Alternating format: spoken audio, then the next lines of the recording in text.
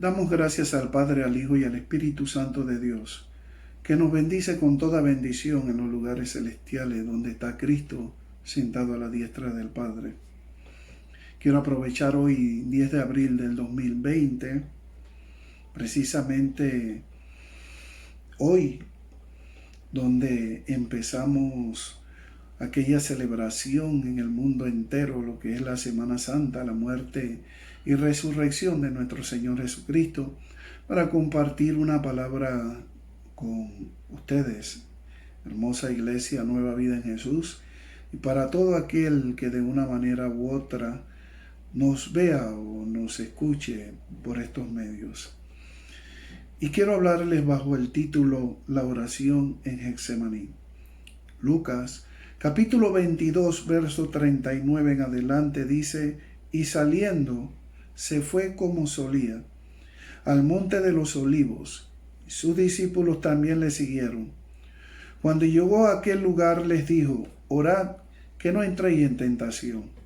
Y él se apartó de ellos a distancia como de un tiro de piedra, y puesto de rodilla oró, diciendo: Padre, si quieres, pasa de mí esta copa, pero que no se haga mi voluntad, sino la tuya. Y se le apareció un ángel del cielo para fortalecerle, y estando en agonía oraba más intensamente, y era su sudor como grandes gotas de sangre que caían hasta la tierra.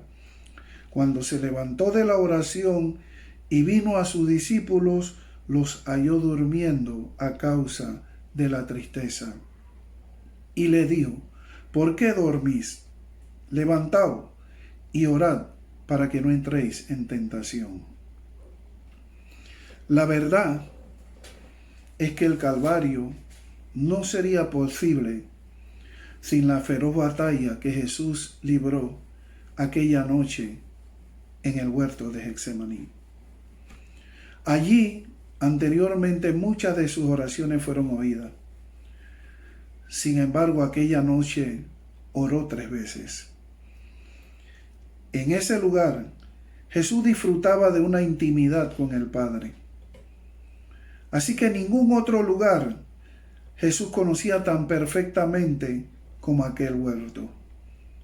Jesús conocía su hierba, sus árboles, sus caminos, su atmósfera, sus sonidos. Todo le era familiar. Pero Judas también conocía aquel lugar. El traidor sabía el sitio exacto para encontrarle.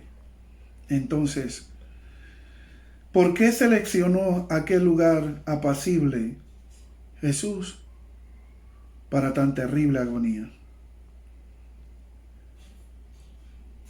Y yo puedo decirle, porque fue allí donde comenzaría el camino de sangre. El médico Lucas nos dice que su sudor era como grandes gotas de sangre que caían en la tierra. Versículo 44. En el huerto del Edén vino la ruina de la humanidad. En la agonía del huerto de Getsemaní, por la desobediencia del segundo Adán, fue donde se libró nuestra salvación. La hermosura del Edén fue marchitada por la aparición del pecado. Pero en el otro huerto, en el Getsemaní, en el torrente de Cedrón, el pecado desataría su poder en aquel que nació sin pecado. Lo invito para entrar por las puertas de Getsemaní, que dicho sea de paso, la palabra Getsemaní significa prensa de aceite. Una prensa es una máquina para comprimir. Era el lugar donde se comprimía el olivo para extraer de él el aceite. Miremos aquel lugar donde Jesús oró tan intensamente antes de ir a la cruz. Contemplemos el suelo teñido de un rojizo sudor que emanaba de toda su piel. Veamos qué nos revelan aquellas palabras, grandes gotas de sangre. que salieron antes de la corona de espina. Esa gota de sangre que salieron antes de los látigos y los clavos. Conozcamos realmente la magnitud de este sacrificio hecho por Jesús, por amor a ti y por amor a mí. Por amor a ti y por amor a mí, el Salvador experimentó la más intensa agonía. Él vivía como un hombre sin angustia. Lo que Jesús vivió en Getsemaní, nunca antes nadie lo había vivido. Se puede decir que Jesús era un hombre de coraje, entusiasmo, el cual enfrentó todo el tiempo de su ministerio. Fue un hombre feliz.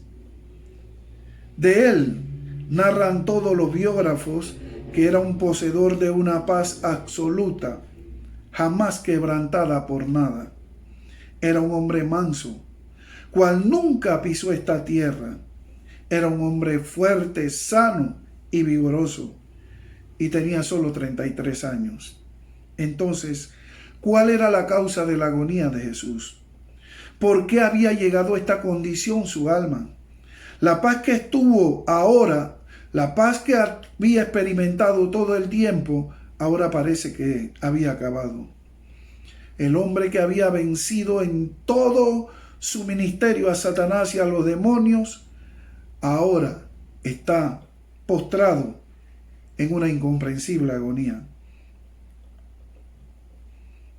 Ni las multitudes, cuando las vio como pastor, o el lamento cuando entró por última vez a Jerusalén, denota tanta aflicción y tanta agonía como este momento. Sus oraciones jamás fueron como aquella. Las oraciones que había hecho antes nunca pueden compararse con la oración más conmovedora en el huerto. Lucas dice que estaba postrado y dice que oraba intensamente, tanto así que su sudor era como grandes gotas de sangre. La oración de aquella noche fue tan intensa que la repitió 3 veces. Padre, si quieres, pasa de mí esta copa, pero no se haga mi voluntad sino la tuya. El evangelista Marcos nos da otra vista de lo que sucedió aquella noche. Él dice que dentro de los 11 apóstoles tomó consigo a Pedro, a Jacobo y a Juan. Y note lo que pasó con Jesús. Dice la Biblia en Marcos 14, 33 al 34, que Jesús comenzó a entristecerse y angustiarse. Y les dijo: mi alma está muy triste hasta la muerte. Quedaos aquí y velad. Ellos nunca habían oído al Maestro decir estas palabras. Y ninguno de aquellos, aquella noche, pudieron ser testigos del sufrimiento que embargaba al Maestro, porque todos se quedaron dormidos. Solo Dios las conoció y las reveló después por el Espíritu Santo para que nosotros las conociéramos después. Jesús estaba viviendo una angustia y sin consuelo. Y la angustia de Jesús iba creciendo tanto y anhelaba que ellos estuvieran despiertos, no para consolarle, pero sí para que estuvieran con él. No tenemos idea de cómo eran sus exclamaciones, sus gemidos y terribles suspiros. Los médicos han comprobado que algunos pacientes, frente a la extremidad de algún terror, han sudado de forma colorida, rojizo como la sangre, pero lo de él no era dolor físico. ¿Qué sucedió realmente en Getsemaní? El lugar que tantas veces estaba rodeado de una absorta quietud y silencio, de repente se ha convertido en un lugar de tormento, donde todo el ser de nuestro Rey Redentor se llenó de ruido y de voces. Si alguien en ese momento había dudado de su humanidad, esta escena lo explica todo. Casi siempre nuestras lágrimas son enjugadas, pero las de Él nadie las secó.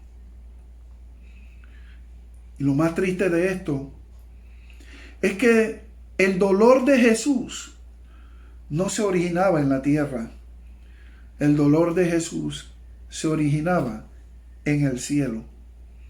Porque el asunto más incomprensible de aquella fatídica noche fue que en la angustia por la cual estaba Jesús atravesando fue permitida por su propio Padre. De esta manera podemos ver que la prueba por la que estaba pasando no fue por el odio de los judíos, la traición del compañero, sino que su propio Padre, Dios, lo estaba llevando a este momento. Y amado hermano, si usted no había entendido la profecía de Isaías en el capítulo 53 que dice: Jehová quiso quebrantarlo, sujetándolo a padecimiento, entienda ahora lo que pasó aquella noche con la oración en el Getsemaní. Fue en este momento, esa noche en el Getsemaní, cuando sucedió lo que parecía incomprensible, mas Jehová cargó en él el pecado de todos nosotros. Desde aquel momento, Jesús comenzó a ver la naturaleza y el horror del pecado. El Hijo inocente, por primera vez, vio la terrible cara del pecado. Por amor a ti, por amor a mí, el Salvador tomó la más cruenta decisión, la decisión de tomar la copa. Los discípulos anteriormente no habían entendido las palabras que Jesús anunciara unos 4 días antes del Getsemaní, cuando dijo: ahora está turbada mi alma. Durante 3 años con ellos, Él nunca había pronunciado estas palabras. Su perturbación era porque se iba a enseñorear de Él lo que la Biblia dice, la paga del pecado, que es la muerte. En realidad, Jesús iba a enfrentar los 3 más terribles poderes: el poder de Satanás y sus demonios, el del pecado que se enseñoreaba del hombre y el de la muerte insaciable. Acordémonos que Jesús no tenía pecado. Entonces, su muerte no sería por causa del pecado, sino para destruir el pecado. Por lo tanto, en el Getsemaní, Jesús vio tanto el poder del pecado y de la muerte y el poder de Satanás. Vio las 3 fuerzas de las tinieblas y la maldad actuando juntas. Y esto acrecentó su angustia y su tristeza. Él decidió quebrantar su alma.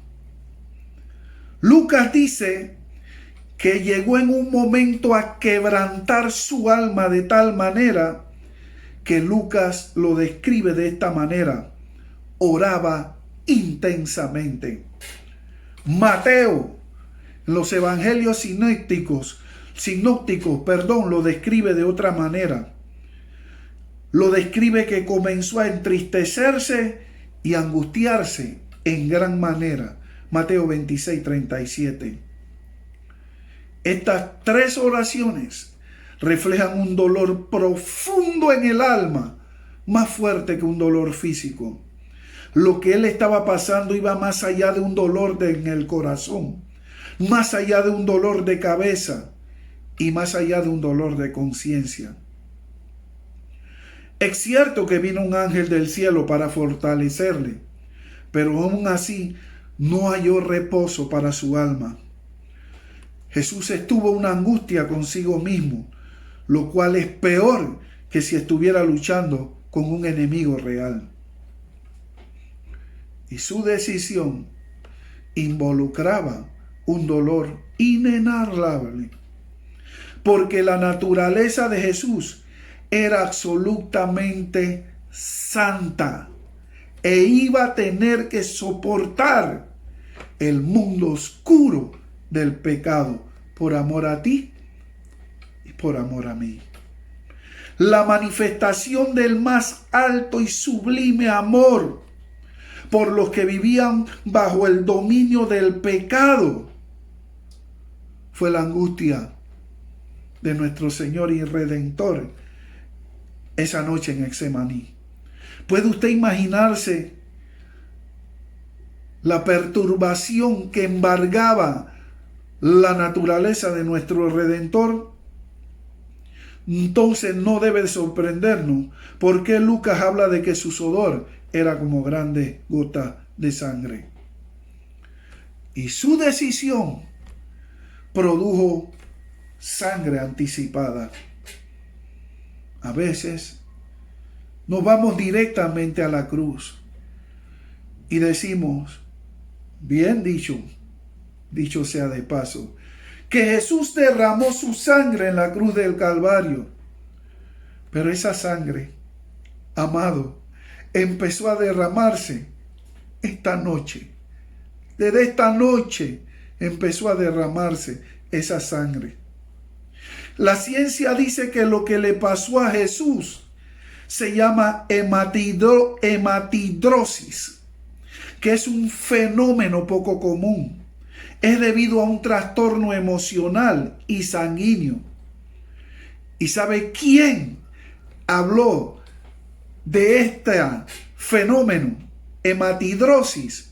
Precisamente un científico, un médico, el mismo apóstol Lucas.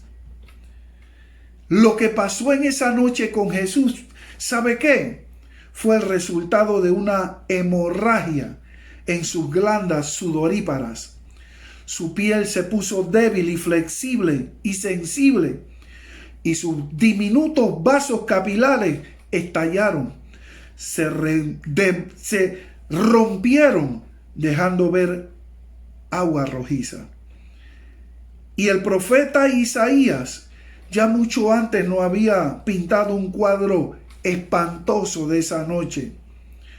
Isaías 53:4 dice, ciertamente llevó él nuestras enfermedades y sufrió nuestros dolores, y nosotros le tuvimos por azotado, por herido de Dios y abatido.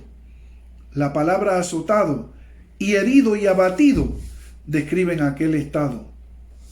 Desde allí, la presión sanguínea de Jesús estallaría. La palabra griega para presión, perilopus, usada por Mateo, da cuenta de un estado encerrado de abatimiento para aquel que no tiene salida, una especie de prisión del alma. El estado de Jesús no podía ser igualado por ningún humano antes de sufrir la cruz, pero Jesús finalmente triunfó sobre su perturbación. Se puso de pie y enfrentó a sus captores. No rehusó entregarse. Aquí estuvo el triunfo de su decisión. Luchó con ella, pero al final hizo la voluntad de Dios.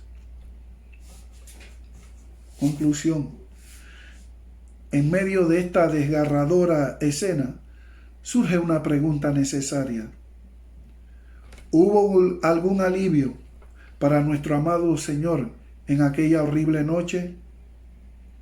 Jesús buscó alivio desesperadamente en sus discípulos, pero no lo halló. Sin embargo, Él no abandonó la oración. Lucas nos dice que estando en aquella agonía, oraba más intensamente.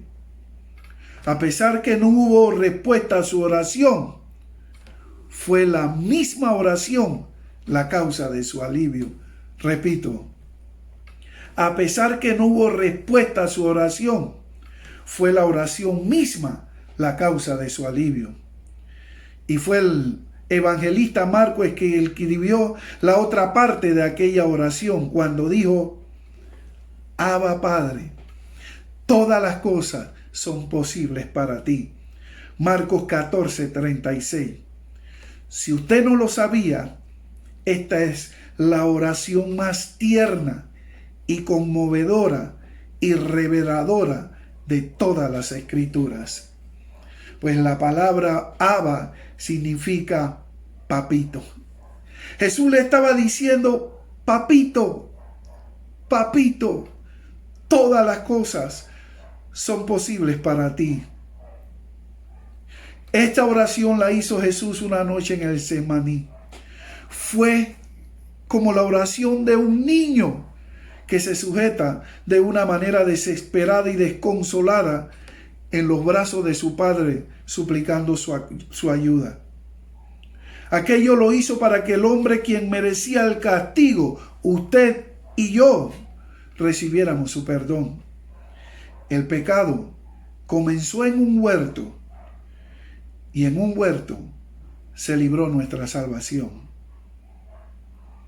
¿Valoramos esa salvación? Es necesario que nosotros hoy podamos entender y comprender, por el momento más difícil que sea que estemos enfrentando, que en la oración hay poder. En la oración, muchas veces no encontraré la respuesta que quiero, pero no es lo que quiero que me traerá consuelo, sino que el consuelo me lo trae la misma oración, porque la oración es descansar en la voluntad de toda el que tiene el poder, la gloria, la honra y la alabanza.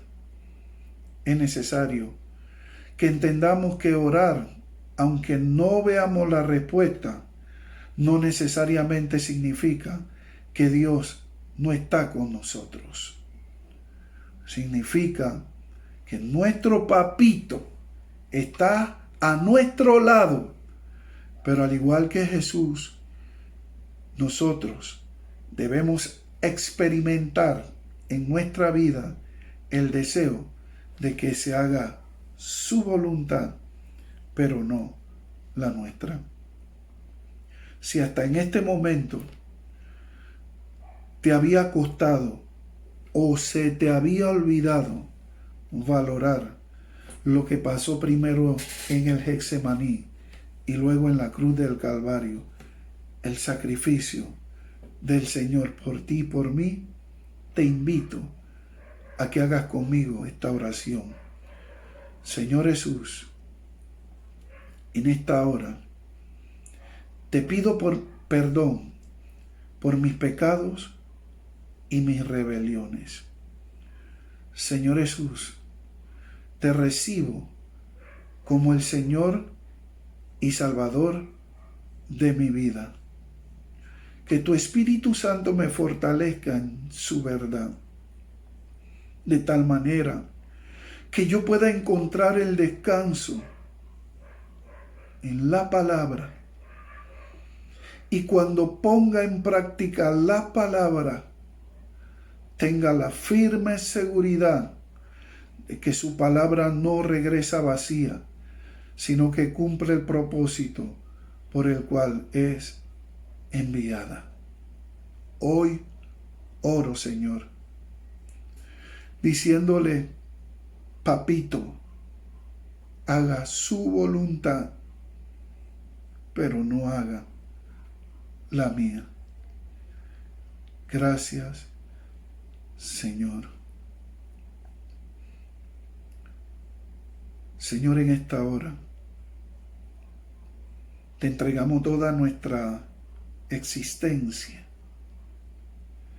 nuestros sentimientos, nuestros dolores y agonías. Y te pedimos, Rey de Reyes y Señor de Señores, que en usted descansamos totalmente y declaramos hoy que la gloria postrera será mayor que la primera. He decidido seguir a Cristo. Yo he decidido seguir a Cristo. Yo he decidido seguir a Cristo. No vuelvo atrás, no vuelvo atrás. La cruz está ante mí, el mundo atrás quedó.